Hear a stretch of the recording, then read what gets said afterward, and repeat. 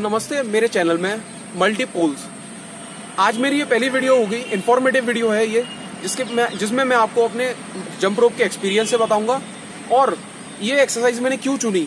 जैसे मेरे पास बहुत सारी एक्सरसाइज थी, पर्सनली मैंने वेट लॉस के लिए ये एक्सरसाइज क्यों चुनी, जिससे मेरा वेट लॉस हो पाया और इससे आपको क्या क्या बेनिफिट होंगे ना, चाहे वो वेट लॉस हो, चाहे आपका स्ट्रेंथ या एंड्योरेंस बनाना हो। 2 से 3 मिनट आप थोड़ा ध्यान से सुनिएगा, जिससे आपको पूरी नॉलेज मिल पाए और एक ओवरऑल आपका डेवलपमेंट हो सके, ताकि आप भी किसी को अगर जंप रोप सिखाएं तो आप भी एक अच्छी तरीके से सिखा पाएं उसे और उसको भी बेनिफिट दे पाएं। जंप रोप चढ़ने के लिए ये था कि ये सबसे ज़्यादा एक एक्सरसाइज है जो कि सबसे कम टाइम में सबसे ज़्यादा कैलोरीज बर्न करती है, जो कि वॉपिंग 1074 कैलोरीज है। मीन्स अपन को 1 घंटे कंटिन्यूस नहीं कूदना, 1 घंटे कूदने के लिए कोई मतलब भी नहीं है, अपन को सिर्फ हाफ एन आवर लगभग 500 कैलोरीज ये बर्न कर लेगी।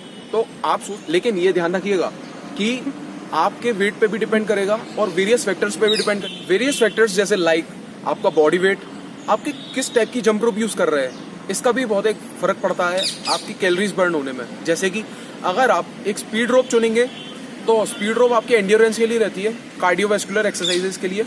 तो आपकी एक ऑन द स्पॉट जब आप जंप रोप करेंगे तो उसी टाइम आपकी कैलोरीज बर्न होंगी। ओके, अगर आप वेटेड रोप यूज करेंगे, वेटेड रोप में मतलब ये आ जाता है, अगर आप उन्हें यूज करते हैं तो आपका ओवरऑल जो मतलब ये स्ट्रक्चर कहते हैं, shoulder, back, traps, core, specially core कह रहा हूं मैं, क्योंकि कोर पे सबसे ज्यादा वेटेड रोप का यूज पड़ने पे फर्क पड़ता है। उसके अलावा आपके लेग्स, और आप अगर इसे अच्छे लंबे टाइम तक कर लेंगे ना तो उसके बाद आपकी पूरी बॉडी पे एक पूरा इफेक्ट डालती है।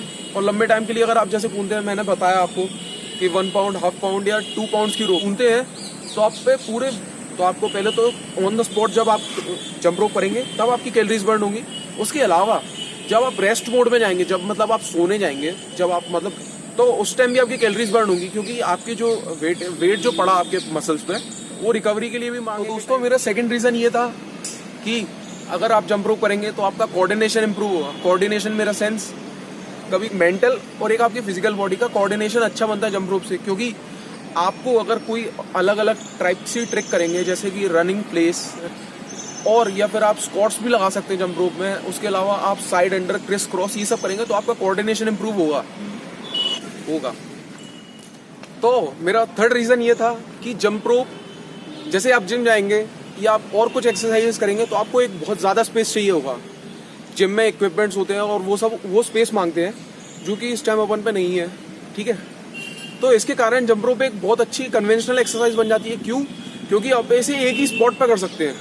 ठीक है, एक स्पॉट पर करने से आपको एक मल्टीपल बेनिफिट्स मिल रहे हैं। तो यार मैं मानता हूँ कि जंप रोप आप अपनी एक्सरसाइज में इनकलकेट करें और इससे आप नए नए बेनिफिट लेंगे। उसके अलावा इम्प्रेशन भी बनता है इसका।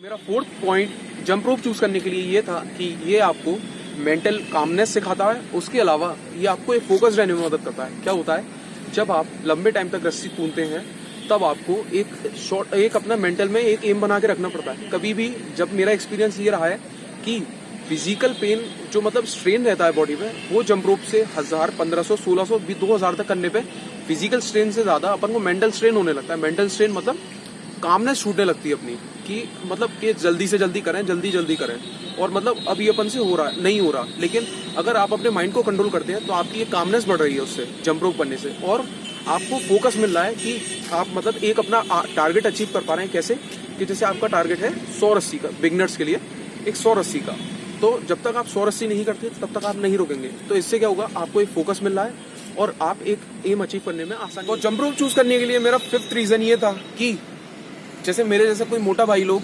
वो शुरू में ग्राउंड में जाके दौड़ नहीं पाते, उनको क्या होता है ना, हैवी वेट के चक्कर में उनके शिन पेन और लेग पेन, इसके कारण उनका मोटिवेशन भी टूटता है। उसके अलावा वो लंबे टाइम तक सस्टेन नहीं कर पाते ग्राउंड में।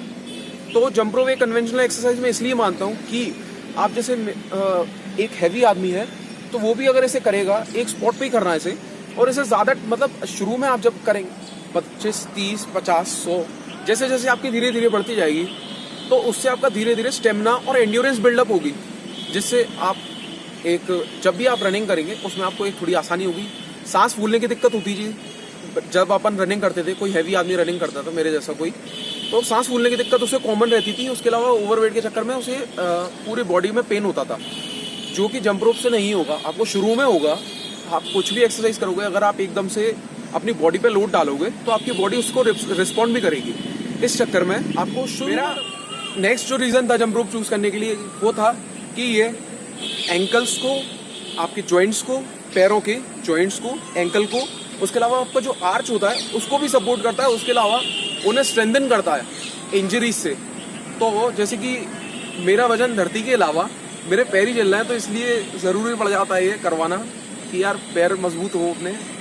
तो हाँ, तो ह्यूमर असाइड, तो ये मेरा अच्छा रीज़न था कि यार ये मेरे पैरों को मजबूती दे रहा है। और एक आपको आशा करता हूँ कि मेरी वीडियो अच्छी लगी हो। उसके अलावा मैं आपसे एक ही अपील करना चाहता हूँ कि अगर आपको 1% वैल्यू मिलती है इस वीडियो से, आपको कुछ अगर नया सीखने मिलता है, तो इसे सब्सक्राइब करना ना भूलें। और उसके अलावा कमेंट जरूर करके बताएं कि आपको मेरी वीडियो में क्या पसंद आया और क्या नहीं आया, ताकि मैं आपके लिए अपना कंटेंट अच्छा कर सकूं, ताकि आपको एक लाइफ में अच्छी ग्रोथ मिल सके। धन्यवाद।